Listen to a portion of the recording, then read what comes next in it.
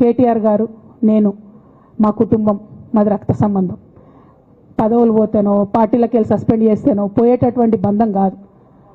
కానీ ఎవరైతే vested interest ఉన్న పార్టీలు ఉంటారో, పార్టీలో ఉండి కేవలం డబ్బు సంపాదించుకోవాలనేటటువంటి ఒక ఆలోచనతో, వ్యక్తిగత లబ్ధి పొందాలనేటటువంటి ఆలోచనతో ఉన్నటువంటి వ్యక్తులు, వాళ్ళకి కావాల్సింది ఏంది? మేము ముగ్గురం కలిసి ఉండొద్దు, మా కుటుంబం బాగుండొద్దు, మా కుటుంబం విచ్ఛిన్నమైతేనే వాళ్ళకి అధికారం వస్తుంది.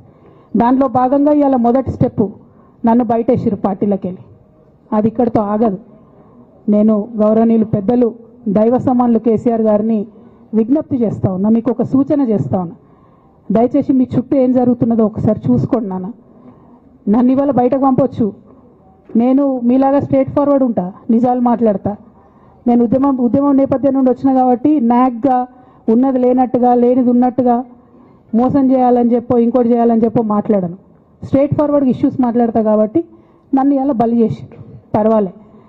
కానీ రేపటి నాడు ఇదే ప్రమాదం రామన్నకు కూడా పొంచుంది, రేపటి నాడు ఇదే ప్రమాదం మీకు కూడా పొంచుంది. అల్టిమేట్గా బీఆర్ఎస్ పార్టీని హస్తగతం చేసుకోవడానికి జరుగుతున్నటువంటి కుట్రలో భాగంగానే ఇవాళ నన్ను ఎలిమినేట్ చేయడం జరిగింది. నేను ఇవాళ ఓపెన్గా అడుగుతా ఉన్నాను, హరీష్ రావు గారికి నేను సూటి ప్రశ్న వేస్తున్నా, ఈ రాష్ట్ర ముఖ్యమంత్రి రేవంత్ రెడ్డి గారు కూడా నేను సూటి ప్రశ్న వేస్తున్నా. నా మీద కుట్రలు ఎప్పటి నుండి ప్రారంభమైనాయి? ఎప్పుడైతే హరీష్ రావు గారు, రేవంత్ రెడ్డి గారు ఒకే ఫ్లైట్లో హైదరాబాద్ నుండి ఢిల్లీకో, ఢిల్లీ నుండి హైదరాబాద్లో ఒకే ఫ్లైట్లో వాళ్ళిద్దరు ప్రయాణం చేసి వచ్చినప్పుడు హరీష్ రావు గారు రేవంత్ రెడ్డి గారు కాలు పట్టుకొని సరెండర్ అయినాక ఈ కుట్రలు స్టార్ట్ అయినాయి, నా మీద ఈ స్టోరీలు స్టార్ట్ అయినాయి, మా కుటుంబాన్ని విడగొట్టాలనేటటువంటి కుట్ర స్టార్ట్ అయింది. నేను ఛాలెంజ్ చేస్తా ఉన్నా, రేవంత్ రెడ్డి గారు మీరు చెప్పండి, ఆ ప్రయాణం జరిగిందా జరగలేదా? హరీష్ రావు గారు మీరు చెప్పండి, ఒకే ఫ్లైట్లో మీరు రేవంత్ రెడ్డి గారితో కలిసి వచ్చిండ్రా రాలేదా? ఆ తర్వాత నుండే నా మీద ఈ కుట్రలు జరుగుతున్నాయా లేదా? సరెండర్ అయింది మీరు. ప్రతి ఒక్క విషయంలో దాదాపు ఒక 7-8 ఇష్యూస్ ఉన్న ఇన్సిడెంట్స్ ఉన్నాయండి. అఫీషియల్ పిఆర్ఓ ట్వీట్ చేస్తాడు, Congress party official PRO tweet చేస్తాడు, ముఖ్యమంత్రి గారు పిఆర్ఓ, ఈ పాల వ్యాపారంలో అవినీతి జరిగిందని. తెల్లారి 2-3 పేపర్లలో వస్తుంది, 3వ రోజుకి మాయమైపోతుంది. అదే కేటీఆర్ గారినేమో 3 సార్లు విచారణ పేరుతో పిలిచి వేధిస్తారు. అంటే కేసీఆర్ కుటుంబం నికార్స్గా బరిగీసుకొని కాంగ్రెస్ పార్టీతో రేవంత్ రెడ్డితో కొట్లాడుతున్నాం కాబట్టి మా మీదనేమో కుట్రలు జరుగుతాయి, మా మీదనేమో కేసులు పెడతారు. మీ మాత్రం 1 or 2 days హెడ్లైన్స్ వస్తే తర్వాత న్యూస్ గాయబవుతుంది. ఎన్ని జరగలే చెప్పండి హరీష్ రావు గారి విషయంలో? ఫస్ట్ పాల వ్యాపారం మీద ఏమొచ్చినాయి ఆరోపణలు? ఆనాడు బీఆర్ఎస్ పార్టీ గవర్నమెంట్లో SC ST BC హాస్టళ్లకు Harish Rao గారి పాల వ్యాపారం నుంచి పాలు సప్లై చేసిరనే ఆరోపణలు అయోధ్య రెడ్డి గారు ట్వీట్ చేసిండ్రు. గతం 2 రోజులు పోయింది ఆరోపణ. ఎందుకు? సరెండర్. నెక్స్ట్ ఒక అభియోగం చేసిరు ముఖ్యమంత్రి గారు, రంగనాయక్ సాగర్ దగ్గర ఆయన ఫామ్ హౌస్ ఉంది, అది ప్రభుత్వ భూమి, కబ్జా చేసిండని. 1 day headline, 3rd day news గాయబ్, నో కేసు నథింగ్. కేటీఆర్ పరిస్థితి ఏంటి? ఎన్ని కేసులు పెట్టిరు కేటీఆర్ అన్న మీద? ఎన్నిసార్లు పిలిచిండు విచారణకు? ఇవన్నీ పక్కన పెడదాం, నిన్నటి లేటెస్ట్ ఇష్యూ మాట్లాడదాం. కాళేశ్వరం కానీ ఇంకోటి కానీ ఏ ప్రభుత్వంలో అయినా పొలిటికల్ పాలసీ చేసేవాళ్ళు, విధానపరమైన నిర్ణయాలు తీసుకునే వాళ్ళు ముఖ్యమంత్రులు ఉంటారు. కింద ఉన్నటువంటి మంత్రులు దాన్ని ఎగ్జిక్యూట్ చేయాలి. కేసీఆర్ గారు ఒక పాలసీ డెసిషన్ తీసుకున్నారు, నేను కాళేశ్వరం ప్రాజెక్టు కడతా, దానికి ఇన్ని డబ్బులు ఇస్తా అని. ఆనాడు మంత్రి ఎవరు? ఎగ్జిక్యూషన్ చేయాల్సింది ఎవరు? 2014 నుంచి 2018 వరకు తుమ్మిడిహెట్టి దగ్గర నుంచి మేడిగడ్డకు స్థలం మార్చినప్పుడు మంత్రి ఎవరు? ప్రాజెక్టులు డిసైడ్ చేసినప్పుడు మంత్రి ఎవరు? అన్ని మీటింగ్లు టెక్నికల్ ఇష్యూస్ చూసుకోవాల్సింది ఎవరు? ఇవన్నీ రేవంత్ రెడ్డి గారు మాట్లాడారు. నేను మొత్తం అసెంబ్లీ స్పీచ్ చూడరు మీరు, వీళ్ళ మ్యాచ్ ఫిక్సింగ్ అనేది మీకు తెలిసిపోతుంది. ఏం మాట్లాడరు ఆయన. ఎంతసేపు కేసీఆర్ కాళేశ్వరం కట్టిండు, కేసీఆర్ కుటుంబం 1,00,000 కోట్లు తిన్నది. అరే 2007 నుంచి ఇప్పటివరకు కాళేశ్వరం 1,00,000 కోట్లు కూడా ఖర్చు కాలే. 1,00,000 కోట్లు ఖర్చు కాని ప్రాజెక్టులో 40 లక్షల ఎకరాలకు నీళ్ళీయంగా కూడా 1,00,000 కోట్ల అవినీతి అయింది అంటారు రేవంత్ రెడ్డి గారు. దాన్ని మళ్ళీ ఓన్లీ కేసీఆర్ గారి గురించి చెప్తారు, హరీష్ రావు గారి గురించి మాట్లాడరు. ఎందుకంటే ఇంటర్నల్ అండర్స్టాండింగ్ ఉంది వీళ్ళిద్దరికి. నేను రామన్నను ఒకటే రిక్వెస్ట్ చేస్తున్నా, అన్న ఇవాళ మీతో బాగున్నట్టు వాళ్ళు నటించవచ్చు, హరీష్ అన్న కావచ్చు, సంతన్న కావచ్చు, కానీ వాళ్ళు మన మంచి కోరుకునే వాళ్ళు కాదు, వాళ్ళు తెలంగాణ ప్రజల మంచి కోరుకునే వాళ్ళు కాదు, వాళ్ళు కేసీఆర్ గారి మంచి కోరుకునే వాళ్ళు కాదు. వాళ్ళను మీరు దూరం పెట్టి రాజకీయంగా తెలంగాణ రాష్ట్ర సమితిలో ఇప్పుడు బీఆర్ఎస్లో పనిచేస్తున్నటువంటి హార్డ్ కోర్ కార్యకర్తలను దగ్గరికి తీసుకొని ప్రజా ఉద్యమాలు తీసుకొని ప్రజల దగ్గరికి పోతేనే మన పార్టీ బతుకుంటుంది, నాన్న పేరు బాగుంటుంది. ఇవాళ నాన్నకు సిబిఐ అనేటటువంటిది వచ్చిందంటే అది కేవలం హరీష్ రావు గారు, సంతోష్ రావు గారి అవినీతి వల్లనే వచ్చిందని మళ్ళొకసారి నేను ఘంటాపదంగా చెప్తున్నాను. ఇంకా గమ్మత్ ఏంటంటే ఇదే హరీష్ రావు గారు వాళ్ళ ఫాలోవర్స్ అంతా నిన్నటి నుంచి చెప్తున్నారు, హరీష్ అన్న చాలా కష్టపడ్డాడు, డే 1 నుంచి ఉన్నాడు అని. డే 1 నుంచి లేడండి. చాలామంది రిపోర్టర్లకు తెలుసు, సీనియర్ రిపోర్టర్లకు డే 1 నుంచి లేదు. పెద్దసారు టీడీపీ నుంచి బయటకు వస్తుంటే మామయ్య మనకెందుకు, డిప్యూటీ సీఎం మనం ఎందుకు రాజీనామా చేయాలి, ఈ ఉద్యమం ఏమవుతుందో, ఈ పార్టీ ఏమవుతుందో మనకు రిస్క్ ఎందుకని ఆనాడు ఈనాడు పేపర్లో వచ్చింది. 1.5 కోటి తీసుకొని వ్యాపారం చేసుకుందామని హరీష్ రావు గారు ఎక్కడికో పోయిందని కూడా వచ్చింది. కటింగ్ కోసం దొరికినప్పుడు ఎప్పుడో ట్వీట్ చేస్తుందని నేను. బీఆర్ఎస్ పార్టీ ఆనాడు టీఆర్ఎస్ పార్టీ పెట్టినాక 9-10 నెలల తర్వాత వచ్చిన హరీష్ రావు గారు డే 1 నుంచి లేరు. నమ్మకం లేకుండా ఆయన పార్టీ నిలబడుతుందో ఉంటుందో పోతుందో అని. ఓకే అయిపోయింది. రాగానే సారు పెద్ద హృదయం కాబట్టి క్షమించిరు, దగ్గర తీసుకున్నారు, ఎమ్మెల్యే కాకముందే మంత్రి ఇచ్చిర్రు, అన్ని రకాలుగా ఆదరించిరు, అన్నీ చేసిండ్రు. ఎప్పుడైతే పార్టీకి ఒక్క క్షణం చెడ్డ పేరు వచ్చిందో ఎక్కడ పోయిండండి ఈయన? చక్కా పోయి వైఎస్ రాజశేఖర రెడ్డిని కలవలే? మీ అందరికి గుర్తులేదు ఆ ఫోటో? సీనియర్ నాయకులందరికీ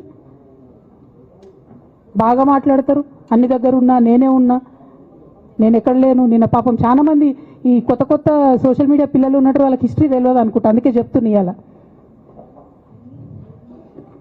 అదేవిధంగా నేను పెద్ద ట్రబుల్ షూటర్ అంటారు. ట్రబుల్ షూటర్ కాదు, ఈజ్ బబుల్ షూటర్. ఆయన ఏంటంటే ట్రబుల్ ఆయన్నే క్రియేట్ చేస్తాడు, చేసి నేనే సాల్వ్ చేసినట్టు నటిస్తాడు. నేను లేటెస్ట్ ఎగ్జాంపుల్ చెప్తా పట్టురు. నేను మొన్న దాసోజు శ్రవణ్ అన్న ఎలక్షన్ ఎమ్మెల్సీ ఎన్నికలలో బీఆర్ఎస్ పార్టీ డిసైడెడ్ ఒకటే క్యాండిడేట్ని పెడదామని. కానీ హరీష్ రావు గారు ఇంటర్నల్గా బీజేపీ వాళ్ళతో మాట్లాడుకొని ఏం చెప్తారంటే, మీ దగ్గర నుంచి ఒక క్యాండిడేట్ని ఇవ్వండి, నేను మామయ్యని కన్విన్స్ చేసి రెండో క్యాండిడేట్కి పెట్టిస్తా అంటే he wants to create a trouble. ఈ క్రైసిస్లో ఆల్రెడీ మన పార్టీలోకి వెళ్ళి 10 మంది ఎమ్మెల్యేలు వెళ్ళిపోయినాక 38 మందిలో 10 మంది పోయినాక నువ్వు ఇంకో సెకండ్ క్యాండిడేట్ని పెడితే ఎంత కన్ఫ్యూజన్ అవుతుంది? ఎవరెవరు ఓట్లు వేస్తారు? అంటే హార్స్ ట్రేడింగ్కి ఈయన ట్రబుల్ షూటర్ గారు ట్రబుల్ని ఓపెన్ చేస్తారు అన్నట్టు. నాకెందుకో లక్కీగా ఒక బీజేపీ ఎమ్మెల్యే గారు ఫోన్ చేసి, అక్క మరి పెద్దసారి పర్మిషన్ ఉందా హరీష్ అని ఇట్లా అంటున్నారంటే, నేను డైరెక్ట్గా పెద్దసారికే ఫోన్ చేసి నాన్న మరి ఇట్లా అంటున్నారు, మనం సెకండ్ క్యాండిడేట్కి పర్మిషన్ ఇస్తారంటే, nothing doing, only Shravan will get elected, ఎవరు చెప్పారు మీకు అన్నారు. అంటే నేను ఆ విషయం వెంటనే అటువైపు కన్వే చేసిన, లేదండి మాకు అట్లాంటి ఆలోచన లేదు. ఎందుకు ఈ రీసెంట్ ఎగ్జాంపుల్ చెప్తున్నా ఇవాళ అంటే, హరీష్ రావు గారు ట్రబుల్ క్రియేట్ చేసి ట్రబుల్ని మాఫీ చేసినట్టుగా ప్రయత్నం చేస్తారు. బీఆర్ఎస్ కార్యకర్తలందరికీ నేను నా తమ్ముళ్ళకి రిక్వెస్ట్ చేసి చెప్తున్నా, మా చెల్లెలకు రిక్వెస్ట్ చేసి చెప్తున్నా, మీకు పెద్ద స్థాయిలో జరిగే అన్ని విషయాలు తెలియకుండా అందరూ మన వెల్ విషయర్స్ అనుకుంటారు. అది మీ తప్పు కాదు, ఎందుకంటే కేసీఆర్ సార్ అంత ఓపెన్ మైండ్తో ఓపెన్ హార్ట్తో ఉంటారు కాబట్టి బీఆర్ఎస్లో ఉన్న అందరూ అట్లే ఉంటారు అనుకుంటారు. కానీ చాలా మందికి చాలా హిడెన్ ఎజెండాస్ ఉన్నాయి. ఒక పక్క కాంగ్రెస్తో కలిసి ఉన్నారు, ఇంకో పక్క బీజేపీతో మాట్లాడుతున్నారు, ఎవరితో అవసరమైతే అటు మాట్లాడుతున్నారు. అదేవిధంగా 2018 ఎన్నికలలో హరీష్ రావు గారు 20-25 మంది ఎమ్మెల్యేలకు ఎన్నికలలో అడిషనల్ ఫండింగ్ ఇచ్చారు, పార్టీ ఇచ్చింది కాకుండా.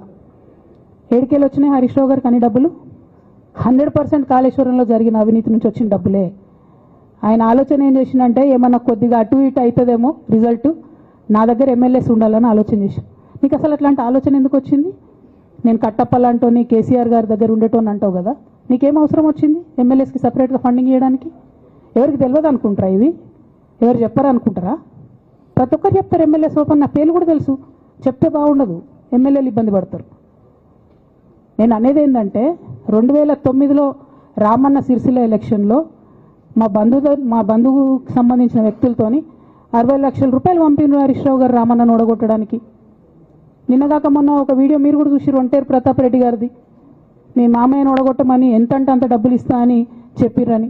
ఓ పక్క కేసీఆర్ గారిని ఓడగొట్టాలి, ఓ పక్క కేటీఆర్ గారిని ఓడగొట్టాలి, నిజామాబాద్లో నా ఎంపీ సెగ్మెంట్లో అందరు ఎమ్మెల్యేలను మేనేజ్ చేయాలి, అందరిని మన కేసీఆర్ కుటుంబాన్ని ఓడగొట్టాలి, విచ్ఛిన్నం చేయాలి. కానీ కేసీఆర్ గారి పేరుతో వచ్చేటటువంటి బెనిఫిట్స్ మాత్రం అన్నీ కావాలి.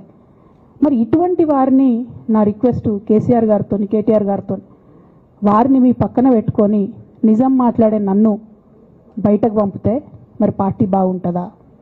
దయచేసి ఆలోచన చేసుకోండి. నేనేమంటున్నా రామన్న మిమ్మల్ని అంటే, నా మీద మీకు కోపం ఉండొచ్చు, నా మీద ఏముందో ఎవరేం చెప్పారో నాకు తెలియదు. నేను మాత్రం నా ప్రాణం పోయినా కేసీఆర్ గారికి హాని జరగాలని కానీ కేటీఆర్ గారికి హాని జరగాలని కానీ కోరుకోను. అది నా నైజం కాదు. ఆడపిల్లలకు అట్లుండదు. ఆడపిల్లలు ఇల్లు బాగుండాలనుకుంటారు. నా మనసుకి ఎంత గాయమైతే, నాకు ఎన్ని అవమానాలు అయితే, నాకెంత ఇన్సల్ట్ అయితే, నా మీద ఎన్ని కుట్రలు జరిగితే నేను ఇట్లా మాట్లాడుతున్నది నా బాధ, ఇది నా ఆవేదన. నాన్న చూస్తలేరేంది వీళ్ళని అన్నది ఆవేదన, చూసుకుంటే క్షమిస్తారేంది ఇంకెన్నిసార్లు క్షమిస్తారు అన్నది నా బాధ. అంతే తప్ప నాకేం కోపం ఉంటుంది? ఎందుకు కోపం ఉంటుంది?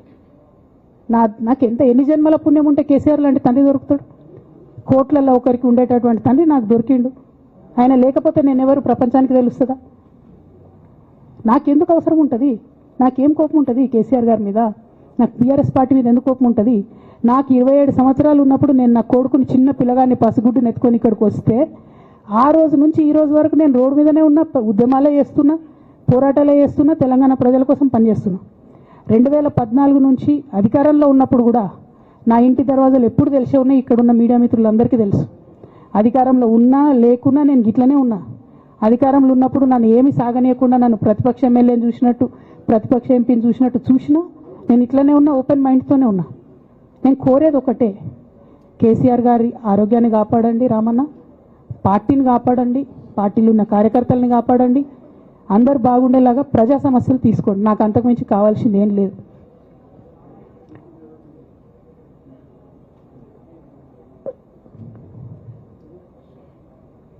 కానీ మొన్న అసెంబ్లీలో అర్ధరాత్రి దాకా పెట్టి రేవంత్ రెడ్డి గారు కేసీఆర్ గారిని తిడుతుంటే దయ్యాలు వేదాలు వాళ్ళు ఇస్తున్నట్టు అనిపించింది నాకైతే.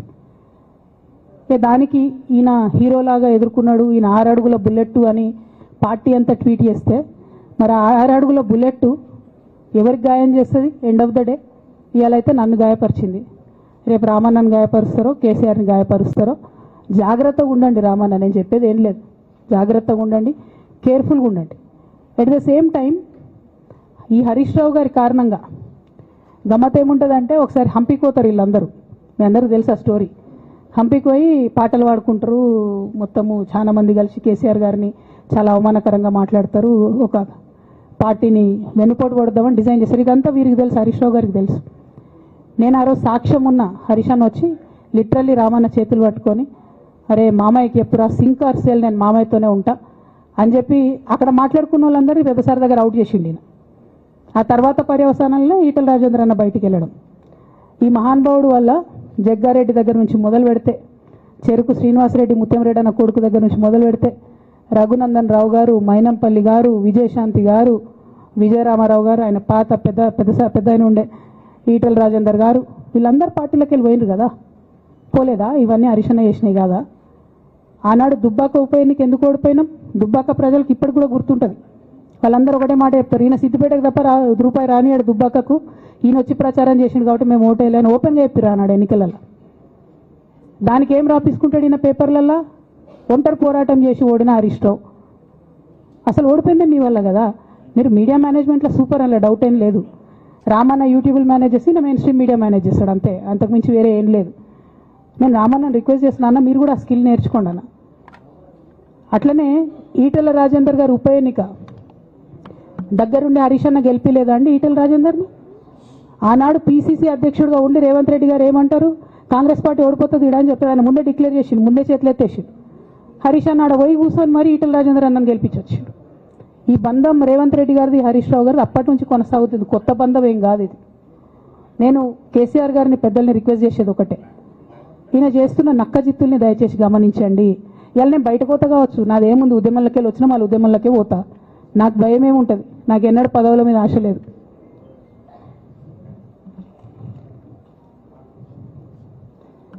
పార్టీ నుంచి వచ్చిన ఎమ్మెల్సీకి స్పీకర్ ఫార్మాట్లో చైర్మన్ గారికి నేను పంపుతా ఉన్నాను రాజీనామా పత్రాన్ని. అట్లానే బీఆర్ఎస్ పార్టీ ప్రాథమిక సభ్యత్వానికి కూడా గౌరవ పెద్దలు కేసీఆర్ గారికి రాజీనామాను పంపుతా ఉన్నాను. దీన్ని మన రావుల చంద్రశేఖర్ రెడ్డి గారికి తెలంగాణ భవన్కి వారికి నేను పంపుతా ఉన్నాను. ఎందుకు ఇవి ఇప్పుడే చూపించిన అంటే, పదవుల మీద నాకు ఎప్పుడు ఆశ లేదు. మేము ఉద్యమంలోకి వచ్చింది ఎందుకంటే మా నాన్న ఒక్కరు ఇంత ఒంటరి పోరాటం చేస్తున్నారు, ఎంత వీలైతే అంత ఆయనకు మద్దతు ఇవ్వాలని వచ్చినాం. ఆనాడు మేము ఉద్యమంలోకి వచ్చినప్పుడు పార్టీ అధికారంలోకి వచ్చే ఆస్కారమే లేకుండే, తెలంగాణ వస్తుందో రాదే అనే అనుమానాలు అంతటా ఉండే. మేము ఉద్యమంలో కొట్లాటలో లాఠీ దెబ్బలు తినడం కోసం, జైల్లోకి పోవడం కోసం ఆనాడు వచ్చిన ఉద్యమంలోకి, అధికారంలోకి వస్తామనుకొని రాలే. రామన్నైనా నేనైనా కేవలం నాన్న కోసమే వచ్చిన ఉద్యమంలోకి. అందుకే మా కుటుంబం మీద కుట్ర. ఈ కుట్రను గమనించమనే నేను మా కుటుంబాన్ని కోరుతా ఉన్నా. ఇక పెద్ద సార్కు నీడలాగా సంతోష్రావు గారు ఉంటారు. ఇక సంతోష్రావు గారి గురించి 2 నిమిషాలు చెప్తా, అంత పెద్ద సీనున్న మనిషి కాదు కానీ చెప్పాలి. ఎందుకంటే కూరల ఉప్పు ఎట్లుంటుంది ఈయన అట్లా అన్నట్టు, ప్రతి దాంట్లో చెడగొట్టడానికి కొంచెం ఉండాలి కదా, అట్లాంటి వాడు. కాబట్టి చెప్పక తప్పదు ఈయన గురించి. చెప్పులో రాయి చెవులో జోరిగా అంటాం కదా, అట్లాంటి టైపు. కాబట్టి ఖచ్చితంగా చెప్పాలి. విషయం ఏంటంటే ఈయన ధనదాహం ఎట్లాంటిదంటే సంతోష్రావు గారిది, రామన్న కాన్స్టిట్యున్సీ, కేటీఆర్ అన్న కాన్స్టిట్యున్సీ నేరెళ్లలో ఇసుకలారి గుద్ది ఒక దళిత బిడ్డ చనిపోతాడు. సరే, దాని మీద పాపం అక్కడ ఆ రోజు అందరు యాజిటేషన్ చేస్తే ఈయన సంతాన అడ్వాంటేజ్ ఏంది, ఇక్కడ కూర్చుంటాడు కదా సార్ దగ్గర, సీఎంఓలకి వెళ్ళి ఫోన్ చేసి అక్కడ ఉన్న పోలీసు వాళ్ళందరినీ ఒత్తిడి పెట్టి 7 దళిత బిడ్డల్ని కొట్టినరండి. 3-4 సార్లు 3rd డిగ్రీ వేస్తే ఇలా 7 కుటుంబాలు కూడా వాళ్ళు ఎందుకు కూడా ఏ పని చేసుకోలేనటువంటి పరిస్థితులలో ఆ దళిత బిడ్డలు ఉన్నారు. అది మొత్తం రాజకీయంగా బ్లేమ్ అంతా రామన్న మీదకి వచ్చింది.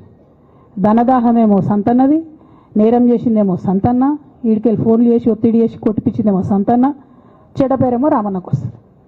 ఈ ఎగ్జాంపుల్ చెప్పడం కోసమే నేను ఈయన గురించి చెప్తున్నా, వేరే ఏం లేదు.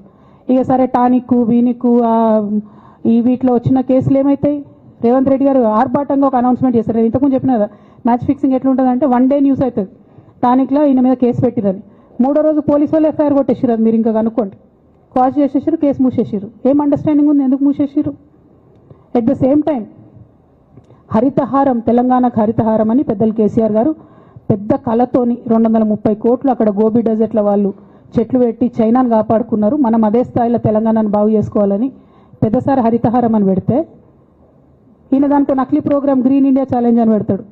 తెల్లారులేస్తే సినిమా వాళ్ళని తీసుకురావాలి, రోజు ఒక ఫోటో వేసుకోవాలి. దాని వెనుక ఉన్న కుట్ర ఏంటంటే జీవో అమెండ్మెంట్ అవుతుంది సంతోష్ గారి గురించి. ఆ ఫారెస్ట్లను 10% ఇన్కమ్ ఎవరన్నా ఇస్తే అమ్యూజ్మెంట్ పార్క్లకు ఇస్తారన్నట్టు. దానికోసం జీవో అమెండ్ అవుతుంది. దానికి ప్రభాస్ గారిని, చిరంజీవి గారిని, అనేక మంది సినిమా స్టార్లను మోసం చేసి వాళ్ళని తీసుకుపోయి వాళ్ళతో ఫోటోలకు పోజులు ఇప్పించి ఫారెస్ట్లను కొట్టేయాలని ప్లాన్ అయినది. ఇక ఈయనకి 2-3 మనుషులు ఉంటారు సంతనకి. ఆయన పోచంపల్లి శ్రీనివాస్ రెడ్డి అని ఎమ్మెల్యే. ఇది నాకు విషయం ఎవరు చెప్పారంటే మన పల్లరాజేశ్వర రెడ్డి అన్ననే చెప్పిండు. మీకు ఏమైనా డౌట్లు ఉంటే ఆయన అడగొచ్చు. ఈ పోచంపల్లి శ్రీనివాస్ రెడ్డి అనేట ఆయన వరికోల్ అనే ఊరు, సామాన్య కుటుంబం, మధ్యతరగతి కుటుంబం. ఇవాళ అక్కడ ఆయన శ్రీమంతుడు అని పిలుస్తారు పోచంపల్లి శ్రీనివాస్ రెడ్డి గారిని. ఇక్కడ నాకు పల్లరాజేశ్వర రెడ్డి గారు చెప్పిన సమాచారం ప్రకారం మోకిల్లాలో మెగా శ్రీనివాస్ రెడ్డి, మెగా కంపెనీ ఉంది కదా, ఈ కాళేశ్వరంలో అవినీతి చేసిన మెగా కంపెనీ ప్లస్ పోచంపల్లి శ్రీనివాస్ రెడ్డి గారు కలిసి 750 కోట్ల విల్లా ప్రాజెక్ట్ చేస్తున్నారు మోకిల్లాలో. ఏడుకేళ్ళు వచ్చినాయి అవి, అవినీతి డబ్బులు కాదా? ఎట్లా వస్తాయి? ఎవరైనా who is this Pochampalli Srinivas Reddy? Santosh Rao classmate. అది తప్ప ఆయనకున్న అర్హత ఏం లేదు. ఆయనకి ఎమ్మెల్సీ వస్తుంది, కాంట్రాక్ట్లు వస్తాయి, ఇంకేందో వస్తాయి. అట్లనే నవీన్ రావు అని ఇంకొక ఎమ్మెల్సీ ఉంటాడు. ఆయన డైరెక్ట్గా మా ముఖం పట్టుకొని అందరం కూడా అంటాడు, నాకు ఎమ్మెల్సీ ఇచ్చింది కేసీఆర్ గారైనా నాకు దేవుడు సంతోషం అంటాడు ఆయన. నిన్న మొన్న వాళ్ళ ఫాదర్ని పట్టుకున్నారు పేకాటల. ఏమైంది కేసు? ఆల్రెడీ నవీన్ రావు గారు పోయి మన ముఖ్యమంత్రి గారు కాళ్ళు పట్టుకున్నారు.